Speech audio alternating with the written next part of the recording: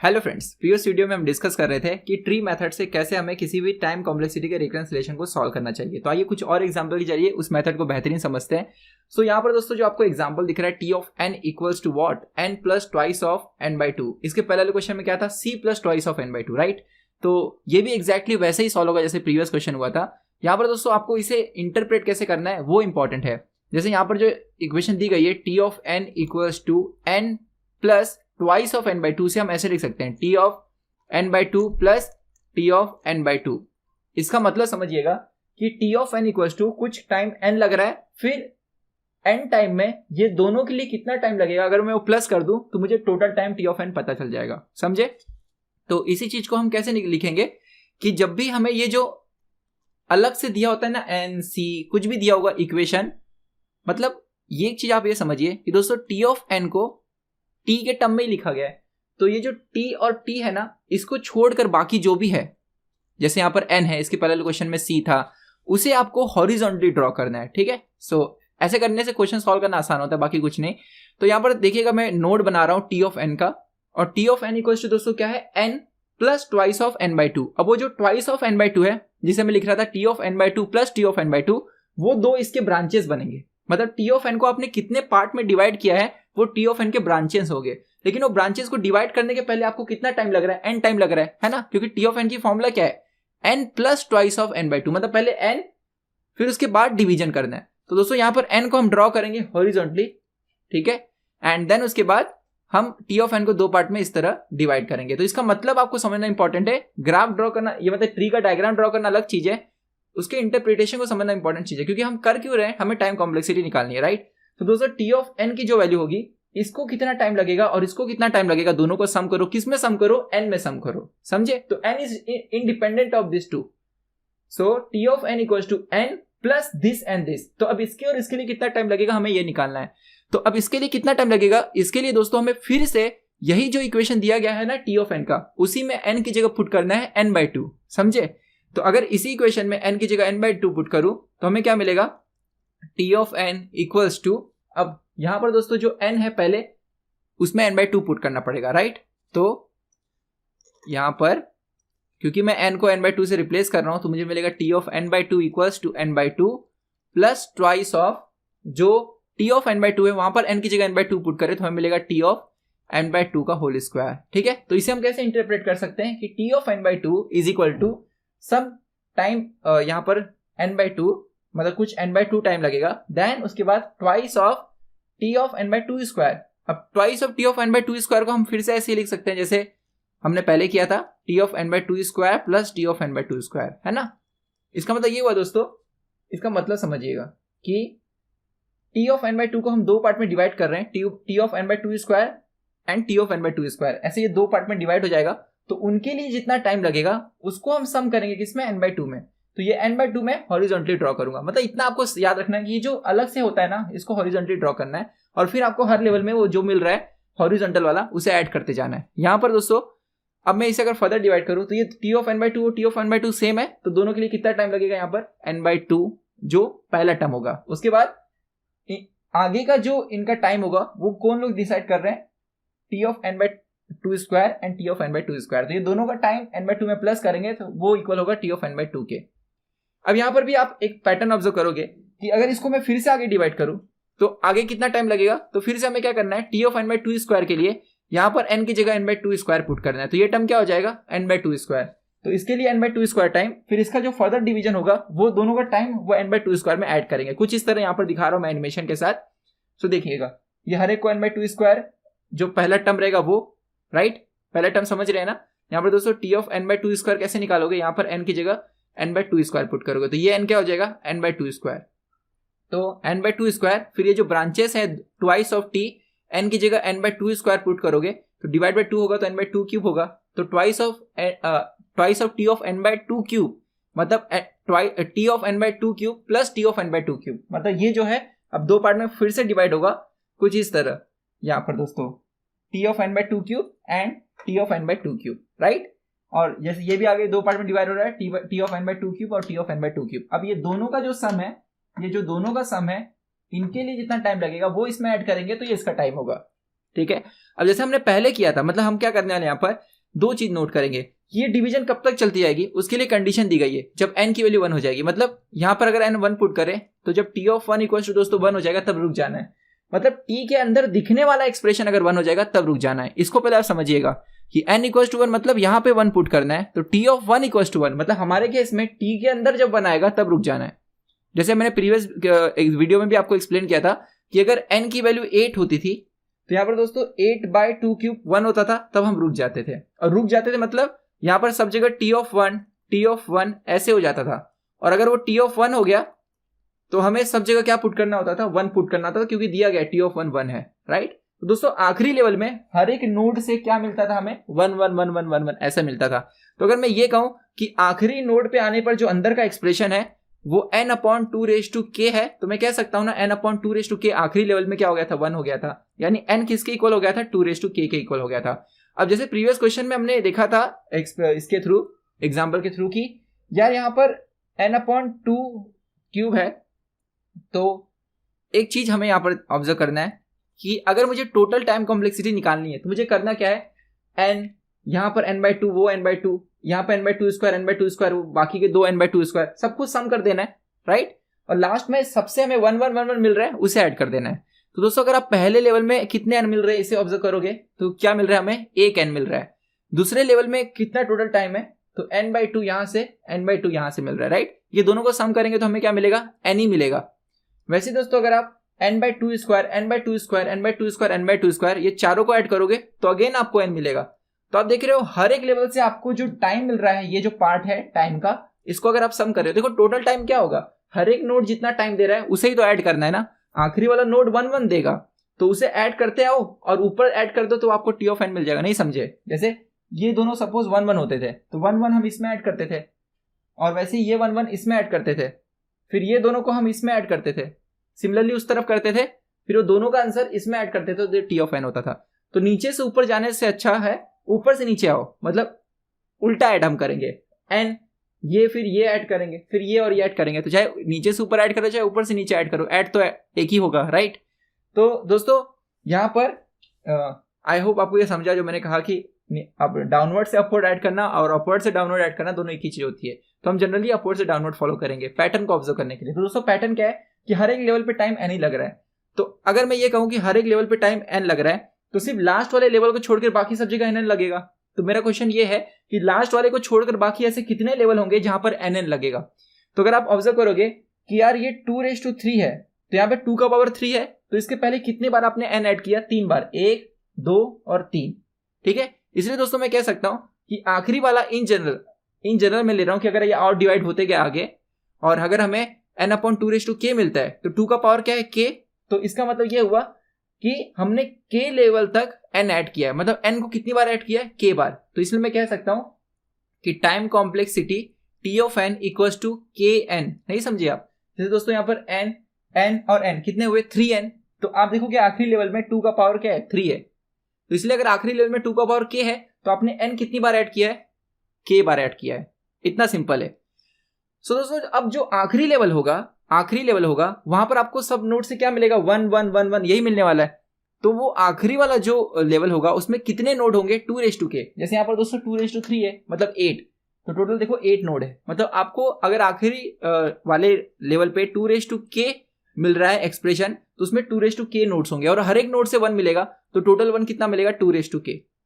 अब k की value क्या है, क्योंकि n इक्वल्स टू 2/k है, अगर मैं बोथ साइड log लूं टू द बेस 2 तो मुझे मिलेगा log of n to the base 2 equals to log of 2/k to the base 2, ठीक है। तो k को आगे हम लोग कर लेते हैं तो हमें मिलेगा log of n to the base 2 equals to k times log of 2 to the base 2। तो दोस्तों log of 2 to the base 2 क्या होता है, 1 होता है। इसलिए मैंने दोनों तरफ log टू द बेस 2 ये अप्लाई किया। मतलब आप सोचते होंगे sir log to the base 2 ही क्यों अप्लाई किया, बिकॉज यहाँ पर हमें 2/k था ना, अगर 3/k होता तो मैं log to the base 3 apply करता था, ताकि यहाँ पर आके log 2/2 log 3/3 जो भी रहेगा, बाय बोल रहा हूँ sorry, log 2 to the base 2 ये 1 हो जाए, ठीक है। अगर यहाँ पे दोस्तों 3/k होता था तो अगर दोनों तरफ हम लोग log टू द बेस 3 लेते थे तो log 3 टू द बेस 3 1 होता था।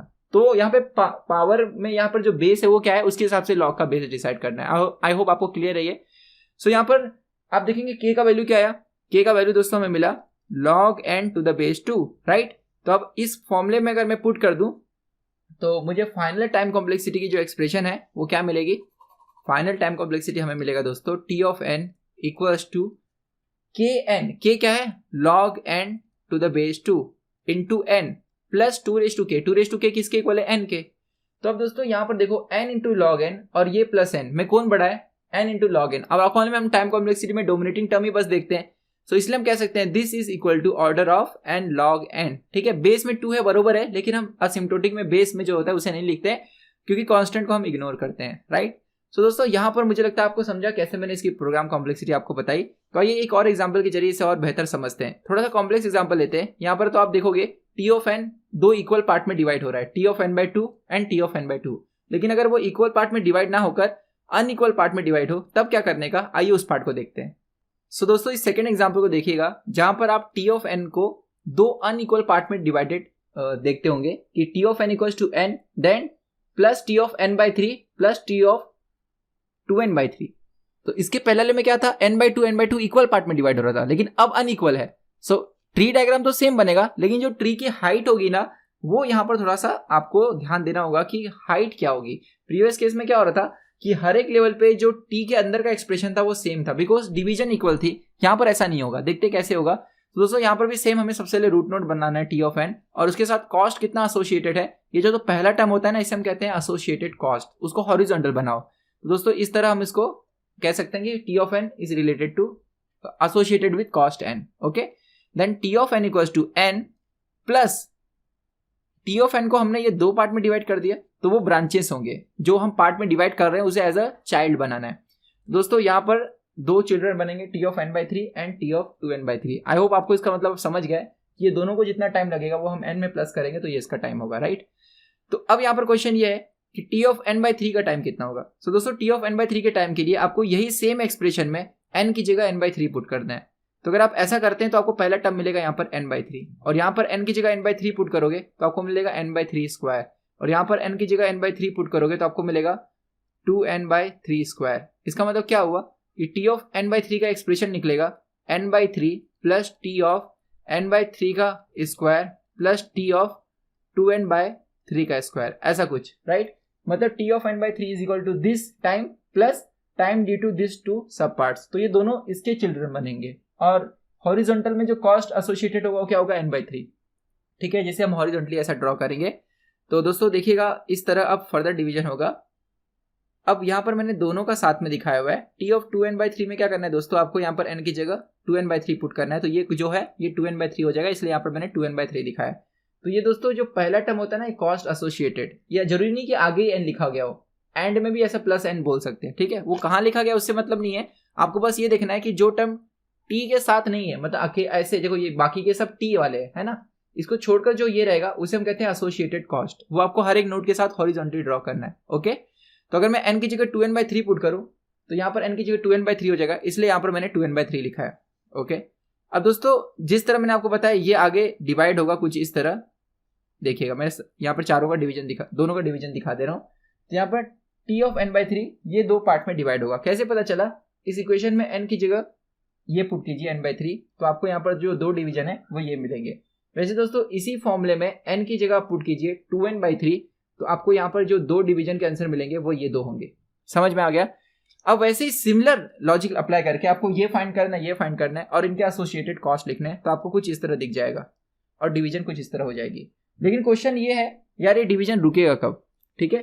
तो यहाँ पर अगर आपको दिखता नहीं होगा, so this is T of n by 3 cube, okay. This is T of 2n by 3 cube, this is 2n by 3 cube, this is 2 square n upon 3 cube, ठीक है। आपको कैसे पता करना है कि ये दो पार्ट क्या होंगे, मैंने बताया उसमें n की जगह 2n बाई 3 स्क्वायर पुट करो तो राइट हैंड साइड में जो दो t के पार्ट दिखेंगे वो यही होंगे। आई होप आपको ये क्लियर अच्छे से। सो अब क्वेश्चन ये है यार यहाँ पर हमें सब तो समझ गया कि डिवीजन कैसे हो रही है, लेकिन अब कॉस्ट टोटल टाइम कैसे कैलकुलेट करेंगे। तो मेथड वही है दोस्तों कि आपको हर एक लेवल पे कितना मिल रहा है कॉस्ट वो कैलकुलेट करना है। जैसे यहाँ से क्या मिल रहा है n, यहाँ पर कॉस्ट है n, ओके। इस लेवल पे कितना मिल रहा है n by 3 plus 2n by 3, फिर से कितना होगा n होगा, मतलब इस लेवल पे भी हमें मिलेगा n। फिर दोस्तों इस लेवल पे टोटल अब कितना मिल रहा है वो देखना है। तो आप n by 3 square, 2n by 3 square, 2n by 3 cube, 2 square by 2 square N by 3 square, ये सब सम करो। यहाँ पे देखो n upon 3 square, 2n by 3 square, 2n by 3 square यहाँ से, 2 स्क्वायर n बाय 3 स्क्वायर वहां से, सबको ऐड करो तो आपको अगेन n मिलेगा। मतलब इस लेवल पे भी, ये पूरा जो लेवल है इस पे भी जो कॉस्ट होगी वो आपको n दिखेगी। इस तरह दोस्तों हर लेवल से आपको n दिखेगा, सिर्फ जो आखिरी वाला लेवल होगा वहां पर आपको 1 1 मिलेगा, एग्जैक्टली वैसे जैसे पहले हो रहा था, राइट। तो मैं लिख सकता हूँ ना, time complexity is equal to n, कितनी बार n प्लस हो रहा है, n plus n plus n, जितना ट्री का हाइट रहेगा, जितना ट्री का हाइट रहेगा, जैसे यहाँ पर दोस्तों 1 2 3 हाइट है, तो कितनी बार प्लस हो रहा है, 3 बार प्लस हो रहा है। ये मैंने एक नया तरीका बताया, इसके पहले मैंने कैसे बताया था कि यार आखिरी वाला जो लेवल था दोस्तों, इसके पहले वाला मैंने जो तरीका बताया था वो इक्वल डिवीजन के लिए था। अगर अनइक्वल डिवीजन हो, जैसे यहाँ पर हो रहा है, तो हम ऐसा भी तो बोल सकते हैं ना, ये जो मैं भी बता रहा हूँ ये प्रीवियस केस में भी वैलिड था कि n कितनी बार ऐड हो रहा है, it is equal to height of tree. तो दोस्तों यहाँ पर हाइट कितनी है, 1 2 3, तो देखो n 3 बार ऐड हो रहा है, राइट। आखिरी वाले लेवल में n नहीं ऐड होगा, क्योंकि अगर जब स्टॉप हो जाएगा, यहाँ पर मैं ऐसा नहीं कह रहा हूँ कि यहाँ पर स्टॉप हो ही जाएगा, मैं अज्यूम कर रहा हूँ अगर यहाँ पर स्टॉप हो गया तो, ठीक है, जस्ट एक केस ले रहा हूँ। तो दोस्तों यहाँ पर उसके ऊपर n कितनी बार ऐड हुआ है, जितना ट्री का हाइट है, राइट। वैसे दोस्तों जहां पर भी आप रोक दोगे ना, जहां पर भी ट्री रुक जाएगा, रुकेगा कब, जब यहाँ पर हमें t ऑफ 1 मिल जाएगा, जब भी किसी लेवल पे t ऑफ 1 मिल गया वो वहीं पे रुक जाएगा। तो मैं ये कह रहा हूँ कि जहां पर भी रुकेगा ना, उसके पहले तक तो n ऐड ही हुआ है ना। तो अगर आप ऑब्जर्व करोगे, जैसे यहाँ पर टोटल, वैसे मैं अज्यूम कर रहा हूँ यहाँ पर रुक गया, तो हाइट कितनी है ट्री की, 3 है, तो n भी 3 बार ऐड हुआ। इसलिए मैं कह रहा हूँ अगर height suppose in general k है, तो n कितनी बार ऐड होगा, k बार। तो टाइम कॉम्प्लेक्सिटी होगी n इंटू k, फिर प्लस, फिर वो आखिरी लेवल के जितने भी 1 होंगे उन्हें ऐड करेंगे। लेकिन दोस्तों यहाँ पर एक प्रॉब्लम है, प्रॉब्लम मालूम है क्या है, कि हमें ये नहीं पता, हमें एक्चुअली में ये नहीं पता कि हाइट यहाँ पर रुकेगी कब, क्यों, मतलब ये डिवीजन रुकेगा कब, ये डिवीजन कब रुकेगा, ये पता करने के लिए आपको तो 2 चीजें आप ऑब्जर्व करनी है। पहली चीज ये कि यार हर एक टर्म यहाँ पर जो आपको दिख रहा है, जैसे ये n अपॉन 3 क्यूब है, right, this is n upon 3 cube, this is 2n upon 3 cube, this is 2n upon 3 cube, this is 2 square n upon 3 cube, right. तो दोस्तों ये अलग है, ये अलग है ना। मतलब अगर ये एक्सप्रेशन ही अलग है तो सब तो एक साथ 1 नहीं हो सकते, ये लॉजिकल है, नहीं समझे। देखो अगर आपको नहीं समझा तो कोई एग्जांपल लेकर आप देखिएगा। n की जगह दोस्तों हम कुछ सब्स्टिट्यूट करके देख सकते हैं, जैसे n की जगह आप पुट कर दीजिएगा 12, ठीक है। तो आप देखोगे कि अगर ये सारे एक्सप्रेशन अलग अलग हैं तो सारे तो एक साथ 1 नहीं हो सकते, है ना। तो हमें किसे कंसीडर करना है 1, ये इंपॉर्टेंट है। तो इसे मैं दोस्तों आपको एक एग्जांपल के जरिए समझाता हूं, तो आप शायद इसे बेहतरीन समझ पाए। सो मैं बैक जाता हूं और यहां पर खुद से कुछ n की वैल्यू लेता हूं। तो यहां पर मैं n की जगह सपोज सब्स्टिट्यूट कर देता हूं, से 12, okay. So we have t of 12 equals to, यहां पर n की जगह 12 पुट करेंगे, सो कॉस्ट एसोसिएटेड हो गया 12, फिर इसकी डिवीजन होगी, है ना। तो यहाँ पर दोस्तों ये जो 2 टर्म दिख रहा है, इसमें n की जगह 12 पुट करेंगे, तो 12/3 कितना होगा यहाँ पर, t ऑफ 4, राइट, 12/3 4। देन यहाँ पर दोस्तों 2/3 इंटू n, तो n की जगह अगर मैं 12 पुट करूँ तो मुझे मिलेगा t ऑफ 8। अब मुझे एक सिंपल से लैंग्वेज में बताओ ना कि ये t ऑफ 4 है और ये दोस्तों जो है ये t ऑफ 8 है। ऑब्वियसली यहाँ पे 4 रहेगा तो यहाँ पे दुगना रहेगा, क्योंकि यहाँ पर अगर n/3 है तो यहाँ पर ट्वाइस ऑफ n/3 है। तो अगर ये ज्यादा है तो ये ज्यादा इसकी हाइट होगी और इसकी हाइट कम होगी, मतलब लेफ्ट वाले चाइल्ड की हाइट आगे कम होगी, लेफ्ट सब ट्री की हाइट कम होगी, राइट सब ट्री की ज्यादा होगी। ये आप ऑब्जर्व कीजिए दोस्तों। फिर t ऑफ 4 कैसे निकालेंगे, इसी फॉर्मूले का यूज करके। तो यहाँ पर अगर आप यही फॉर्मूला वापस लगाएंगे, यहाँ पर n की जगह 4 पुट करो, तो यहाँ पर आपको 4 मिल जाएगा, ठीक है। फिर इसका डिवीजन होगा कुछ इस तरह, 4/3 दोस्तों फ्रैक्शनल होगा, कितना होगा 1 पॉइंट समथिंग, लेकिन हमें सिर्फ इंटीजर पार्ट उसका लेना है, यानी यहाँ पर मैं सिर्फ ले रहा हूँ 1, सिर्फ इंटीजर कंसीडर करना है। यहाँ पर n इंटीजर है, मैं ये अज्यूम कर रहा हूँ, ओके। देन उसके बाद मतलब n आपको इंटीजर ही लेना है अगर कोई भी क्वेश्चन आएगा तो, ओके, फ्रैक्शन में नहीं लेना है। जैसे अगर यहाँ पर 4/3 आ जा रहा है तो 4/3 1 पॉइंट समथिंग होगा, तो सिर्फ 1 लो। वैसे दोस्तों यहाँ पर अगर मैं n की जगह पुट कर दूँ 4, क्योंकि हम t ऑफ 4 निकाल रहे हैं, तो यहाँ पर 2 इंटू 4 कितना होगा, 8 होगा, 8/3 यानी 2 पॉइंट समथिंग आएगा। ये आपको सिर्फ 2 कंसीडर करना है, ठीक है। तो t of 1 and t of 2, again आप दोस्तों देखोगे कि अगर मेरे पास t ऑफ 2 है तो इसके ऊपर ये फॉर्मूला अगेन लगेगी, और यहाँ पर अगर मैं n की जगह 2 पुट करूँ तो यहाँ पर 2 हो जाएगा, राइट। तो कॉस्ट एसोसिएटेड हो जाएगा 2, फिर उसकी फर्दर डिवीजन होगी टी ऑफ 2/3, टी ऑफ 2/3 दोस्तों यहाँ पर होगा 2/3 मतलब कितना होगा 0 पॉइंट समथिंग, राइट। तो 0 पॉइंट समथिंग है तो उसे मैं सपोज टी ऑफ 1 कह देता हूँ, ठीक है। लास्ट 0 पॉइंट यहाँ पर 2/3 आप करोगे तो 0.6 समथिंग आपको मिलेगा, तो उसे मैं टी ऑफ 1 कह देता हूँ। और वैसे दोस्तों नेक्स्ट जो है यहाँ पर n की जगह अगर हम लोग 2 पुट करेंगे तो 4/3 मिलेगा विच इज 1 पॉइंट समथिंग, उसे भी मैं टी ऑफ 1 कह देता हूँ। यहाँ पर दोस्तों दिया नहीं गया है ना कि n इक्वल टू 0 पे क्या वैल्यू है, इसलिए मैं यहाँ पर जब मेरे पास 0.6 आ रहा है तो उसे मैं टी ऑफ 0 नहीं लिख रहा हूँ, टी ऑफ 1 ही लिख दे रहा हूँ, ठीक है। लिख सकते हैं ऐसा कुछ, उससे एक कोई वैल्यू से कोई फर्क नहीं पड़ने वाला है ज़्यादा। तो यहाँ पर दोस्तों आपको ये समझ गया कि लेफ्ट वाला जो यहाँ पर सब पार्ट है इसका हाइट कितना गया, 1 2 3, राइट। देखो ना 1 2 और ये 3 हाइट गया।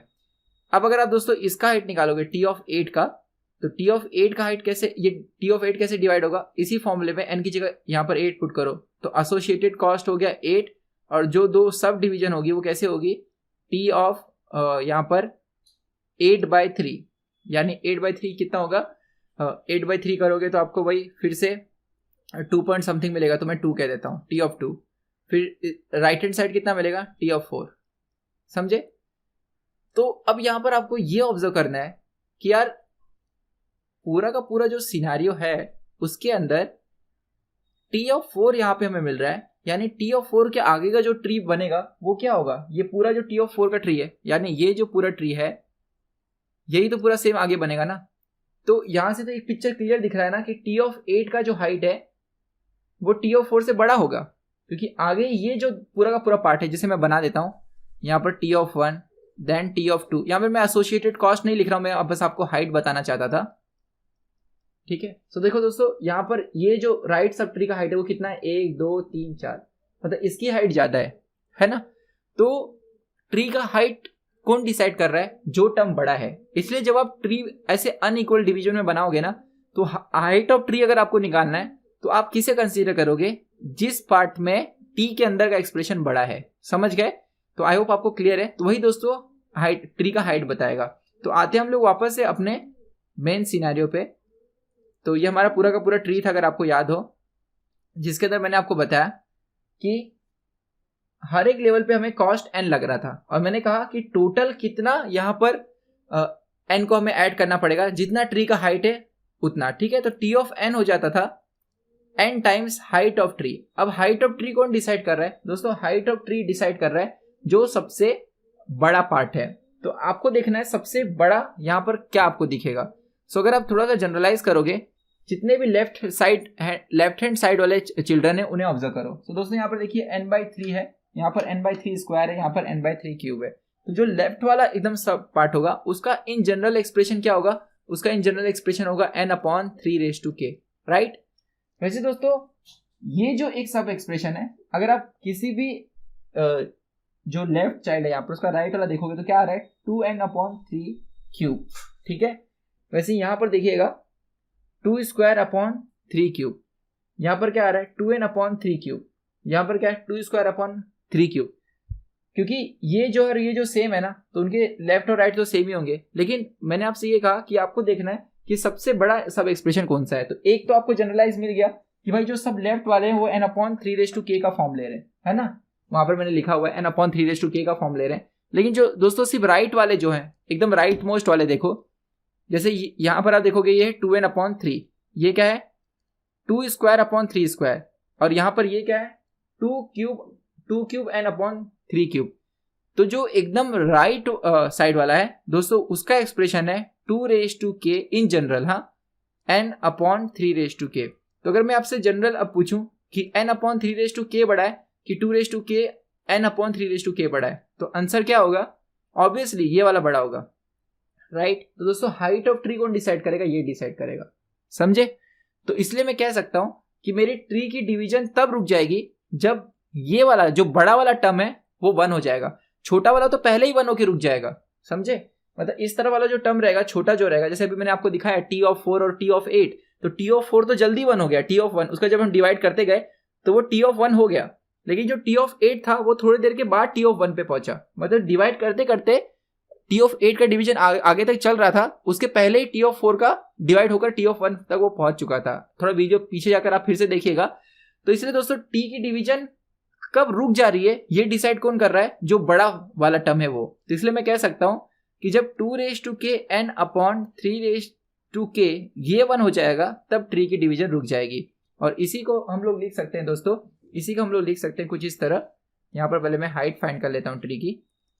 इसी को हम लोग लिख सकते हैं कि n is equal to 3k को वहां लेकर जाते हैं, so 3k upon 2k, so that is 3/2k equals to n। So दोनों तरफ अगर हम लोग लॉग ले लें तो हमें क्या मिलेगा, log of n equals to, यहाँ पर बेस में आप 3/2 भी लेकर लॉग ले सकते हैं अगर आपको लेना है। मैंने जैसे बताया था जो भी यहाँ पर नंबर होगा वो बेस में ले लीजिए। So we will get log of 3/2k और बेस में भी 3/2, तो k को दोस्तों हम आगे ले लेते हैं, राइट। और यहाँ पर log of 3/2 to the base 3/2 क्या होगा, 1 हो जाएगा। तो यहाँ पर हमें टोटल मिल जाएगा ओनली k। सो k का वैल्यू क्या है दोस्तों, log n to the base 3/2, यानी हाइट जो है, हाइट जो ट्री की है वो हमें पता चल गई, राइट। मुझे अगर आप समझ रहे हैं देखिएगा यहाँ पर दोस्तों, अगर आप देखोगे 3/3 था, तो जो 3 का पावर है वही तो ट्री का हाइट है ना। तो जब मैं कह रहा हूँ कि 2k n अपॉन 3k है, तो ये जो k रहेगा यही ट्री का हाइट रहेगा। जैसे अगर आप इस लेवल पे देखोगे तो यहाँ 3 स्क्वायर है, तो इस लेवल तक हाइट कितनी है ट्री की, 1 और 2। तो वैसे एंड में अगर 3k है तो k क्या होगा, ट्री का हाइट होगा। सिर्फ सिंपल सा ऑब्जर्वेशन है। तो हाइट ऑफ ट्री क्या हो गया दोस्तों, यहाँ पर हाइट ऑफ ट्री हो गया log of n to the base 3/2, ये आपको ध्यान देना है। अच्छा चलो, हमको हाइट पता चल गई कि भाई ट्री का हाइट जो है वो log n है। बेस में क्या है दोस्तों, हम असिम्प्टोटिक एनालिसिस में उससे हमें मतलब नहीं होता, तो मैं कह सकता हूँ height is order of log n, right. Base में बरोबर है 3/2 है, लेकिन अगर आपसे एग्जैक्ट हाइट पूछा जाता था, मतलब बेस में क्या रहेगा, तब वो आप ये समझ गए कि जो बड़ा फैक्टर होगा वो डिसाइड करेगा। लेकिन जब मैं टाइम कॉम्प्लेक्सिटी निकाल रहा हूँ तो हमें एग्जैक्ट हाइट से मतलब ही नहीं है, मुझे ये बस पता चल गया कि भाई हाइट जो भी रहेगा वो log ऑफ n रहेगा, राइट। और अभी हमने देखा कि टाइम कॉम्प्लेक्सिटी में भाई ये जो n n n ये ऐड हो रहा था, ये कितनी बार ऐड हो रहा था, जो जितनी हाइट ट्री की हाइट होगी। जैसे यहाँ पर अगर यहाँ पर मैं अगर स्टॉप कर दूं तो अभी तक ट्री की हाइट कितनी है, 3 है, और n कितनी बार ऐड हो चुका है इसके पहले तक, 1 2 3। तो मैं कह सकता हूँ t of n equals to n into height of tree which is order of log n। बेस में यहाँ पर आपको लिखने की जरूरत नहीं है। देन दोस्तों आपको ये भी पता है कि आखिरी वाला जो लेवल होगा उसमें हम 1 1 1 1 ऐड करते हैं, लेकिन वो जो 1 1 1 1 ऐड होता है ना, वो दोस्तों इसको डोमिनेट नहीं कर पाएगा। इसलिए एक शॉर्टकट आप याद कर सकते हो कि जब आप किसी भी ट्री की कॉम्प्लेक्सिटी किसी भी रिकरेंस प्रोग्राम की कॉम्प्लेक्सिटी निकालो ट्री के मेथड से, तो आप बस ये काउंट करो कि हर एक लेवल में ये जो एसोसिएटेड कॉस्ट है ना, इनका सम कितना है। लास्ट लेवल से जो हमें कांस्टेंट मिलते हैं ना, जैसे यहाँ पर 1 1 1 1 मिल रहा है, उसे अगर आप काउंट नहीं भी करोगे तो भी चलेगा। इसके पहले जब दोस्तों इक्वल डिवीजन थी तो उस केस में हमें तुरंत पता चल जा रहा था कि लास्ट में 2k नोड्स थे तो 2k वंस मिल रहे थे। लेकिन यहाँ पे अनइक्वल डिवीजन है, तो कुछ पहले ही हाइट, जैसे लेफ्ट साइड वाला जो सब ट्री है वो पहले खत्म हो जाएगा, राइट साइड वाला सब ट्री चलते रहेगा। तो यहाँ पर कैलकुलेट करना थोड़ा सा मुश्किल है। तो मैं आपको क्या बोलता हूं कि वो 1 कैलकुलेट करके मतलब ही नहीं है, क्योंकि वो डोमिनेट नहीं करेगा। मतलब वो जो एक्स्ट्रा हमें 1 मिलेंगे ना, उनका काउंट वो n log n से बड़ा नहीं हो सकता कभी किसी भी सिनेरियो में। जो लास्ट लेवल होगा ना, उसे जो भी कॉस्ट मिल रहा है वो उससे मिलने वाले अभी तक के पहले के कॉस्ट से बड़ा नहीं हो सकता। मतलब ये जो दोस्तों टोटल आप यहाँ पर कॉस्ट कैलकुलेट कर रहे हो ना, n+n+n, और फिर वो जो लास्ट लेवल में सबसे मिल रहा है, तो जो लास्ट लेवल में सबसे मिल रहा है ये इसके पहले किए गए सम से बड़ा नहीं हो सकता। इसलिए अगर आप लास्ट लेवल के मिले गए कॉस्ट को इग्नोर भी कर दोगे तो भी टाइम कॉम्प्लेक्सिटी में कोई फर्क नहीं पड़ेगा। इसलिए वो लास्ट लेवल में मिलने वाले 1 को हम इग्नोर मारेंगे, और यहाँ पर हमें दिख जा रहा है हमारी टाइम कॉम्प्लेक्सिटी क्या है, order of n log n। तो यहाँ पर दोस्तों मुझे एक चीज जो मेन बताना था ये कि आपके ट्री का हाइट कौन डिसाइड कर रहा है। आई होप आप वो समझ गए। लेकिन वो हाइट जो भी डिसाइड कर रहा है, आपको बस वहां पर ये देखना था कि height is order of log n, बस बेस में क्या है उससे मतलब नहीं, ठीक है। एक चीज और यहां पर मैं बताना चाहूंगा जाते जाते जो इंपॉर्टेंट है कि दोस्तों अगर ये ट्री कुछ इस तरह है भाई, अगर आप देखोगे यहां पर इस लेवल तक लेफ्ट सब ट्री भी प्रेजेंट है, राइट सब ट्री भी प्रेजेंट है, इसलिए सबको अगर हम लोग जोड़ दे रहे हैं तो हमें n मिल रहा है। लेकिन अगर दोस्तों कुछ समय के बाद ये अगर खत्म हो जाए और वो चलते रहे, तो अगर आप सारे लेवल के जो कॉस्ट है उनको सम करोगे तो शायद आपको n ना मिले, ठीक है। तो लेकिन मैंने अभी जो फॉर्मूला आपको बताई कि भाई टाइम n मतलब t ऑफ n जो है it is equals to n into height of tree, right. तो मैंने तो हर एक हाइट पे, मतलब अगर मैं ऐसे कह रहा हूं इसका मतलब यही हुआ ना कि मैं हर एक लेवल पे कॉस्ट n ले रहा हूं। तो अगर एक साइड का स्टॉप हो जाता है और दूसरे साइड का हाइट अभी भी चलते रह रहा है, तो जो राइट साइड का हाइट इंक्रीज हो रहा है, क्या वहां पे हर एक लेवल से मुझे कॉस्ट n मिलेगा क्या? तो दोस्तों हो सकता है n से थोड़ा कम मिले, n/2 मिले, n/4 मिले, लेकिन हम उसे ऑर्डर ऑफ n ही बोलेंगे ना, तो इसलिए मैं n ही लिख रहा हूं। समझे अच्छे से? नहीं समझे? देखो यहां पर दोस्तों हमें कॉस्ट क्या मिला, n मिला, यहां पर क्या मिला, n/3 मिला। अब मान लेते थे कि आगे ये डिवीजन होती ही नहीं थी, सपोज इन केस कि यहीं पे रुक जाता था। जैसे अभी मैंने आपको t of 4 और t of 8 का बताया, t of 4 जल्दी खत्म हो जा रहा था, t of 8 तो भी आगे चलते जा रहा था, राइट? तो अगर दोस्तों ये वाला सपोज यहाँ पे खत्म हो गया और वो वाला अभी भी चल रहा है, अज्यूम, ठीक है, तो दोस्तों यहां पर आपको इस लेवल पे तो कॉस्ट मिल जाती थी n/3 n/2 n/3 करके, n दोनों का सम करके, लेकिन अगले लेवल पे ये क्योंकि पार्ट नहीं है, मतलब ये पार्ट में नहीं ले रहा हूं, ये वाला पूरा, ठीक है, तो हमें कॉस्ट क्या मिलता था, 2n/3 स्क्वायर और 2 स्क्वायर n/3 स्क्वायर, राइट? वो दोनों मिलता था। तो वो तो n के इक्वल नहीं है, पर जो भी है वो ऑर्डर ऑफ n तो है, समझ गए? तो असिम्प्टोटिक एनालिसिस में हम ये देखते हैं कि हाईएस्ट n का जो टर्म है वो क्या है, मतलब उसके साथ कुछ कांस्टेंट है, जैसे n/2 है तो कांस्टेंट है, नहीं समझे? अगर कॉस्ट n/2 है तो this is equal to 1/2 into n ना, तो ये जो कांस्टेंट है इससे हमसे मतलब नहीं रहता, हम ये देख रहे हैं भाई ऑर्डर ऑफ n तो उसमें n का टर्म तो है ना, ये हमसे यहाँ पर मतलब है। इसलिए मैं यहाँ पर ऐसे लिख रहा हूं कि अगर टोटल हाइट h है तो हर एक हाइट पे जो कॉस्ट लग रही है वो ऑर्डर ऑफ n लग रही है, तो उसे मैं सिर्फ n लिख दे रहा हूं। आई होप आपको ये क्लियर है। सो कंक्लूड करूं दोस्तों, हर एक लेवल पे कितना कॉस्ट लग रहा है आपको सम करना है। जैसे इस ये वाले क्वेश्चन में हर एक लेवल पे हमें nn कॉस्ट लग रहा था, राइट? अगर यहाँ पर अनइक्वल डिवीजन है तो जो सबसे बड़ा टर्म होगा वो हाइट डिसाइड करेगा ट्री का। अभी मैं बहुत सारे आपको प्रॉब्लम सॉल्व कराऊंगा। अगर आप यूट्यूब पे वीडियो देख रहे हैं तो कोर्स में अगर आपको एनरोल करना है तो आप MIT Pro ऐप डाउनलोड करो, जिसमें हमने इसी लेवल के एडवांस प्रॉब्लम भी आगे सॉल्व कराए। तो दोस्तों अभी हम 10-15 क्वेश्चन और इसके ऊपर करेंगे, तो पूरी तरह से आपको क्लियर हो जाएगा कि ये पूरा मामला है क्या हाइट का। और भी मैं एग्जाम्पल लेकर आपको बताऊंगा कि कैसे हाइट अगर पहले भी खत्म हो जाए और दूसरे राइट हैंड साइड की आगे बढ़ते भी रहे तो भी जो हर एक लेवल पे कॉस्ट मिलेगी वो ऑर्डर ऑफ n ही होती है, ठीक है? ऐसे टाइप के क्वेश्चन में जहां पर n प्लस समथिंग होगा, ठीक है? तो आगे मैं आपको इसी वीडियो के बाद कुछ और अनइक्वल डिवीजन के एग्जांपल्स बताऊंगा। तो दोस्तों आपको हर एक लेवल के जो कॉस्ट है उन्हें ऐड करना है, देन वो n कितनी बार ऐड हो रहा है ये ऑब्जर्व करना है। जैसे इस केस में वो कितनी बार ऐड हो रहा है, जितनी हाइट है। अब दोस्तों हाइट कैसे निकालोगे, आप ये देखोगे कि कौन सा जो यहाँ पर t के अंदर का एक्सप्रेशन है वो बड़ा है। तो हमने देखा राइट साइड वाला जो सब ट्री था उसके अंदर t का एक्सप्रेशन बड़ा है as compare to left side वाले सब एक्सप्रेशन से, तो हमने हाइट उससे निकाली और वो ऑर्डर ऑफ लॉग n निकली। तो इसलिए n कितनी बार ऐड हो रहा है, जितना हाइट है, और हाइट कितना ऑर्डर ऑफ लॉग n, इसलिए टाइम कॉम्प्लेक्सिटी हुई n इंटू लॉग n। आई होप आपको ये क्लियर है। तो मिलते हैं दोस्तों नेक्स्ट वीडियो में, जिसमें मैं और भी ऐसे केसेस लाकर आपको बताऊंगा कि कैसे सिंपलेस्ट वे में, शॉर्टकट वे से आपको कॉम्प्लेक्सिटी निकालनी है। तो मैंने पूरा आपको अच्छे से एक्सप्लेन कर दिया, लेकिन प्रैक्टिस करते करते आपको खुद क्लिक होने लगेगा कि कॉम्प्लेक्सिटी हम ट्री मेथड से कैसे फटाफट निकाल सकते हैं। तो दोस्तों मिलते हैं नेक्स्ट वीडियो में। बहुत बहुत धन्यवाद।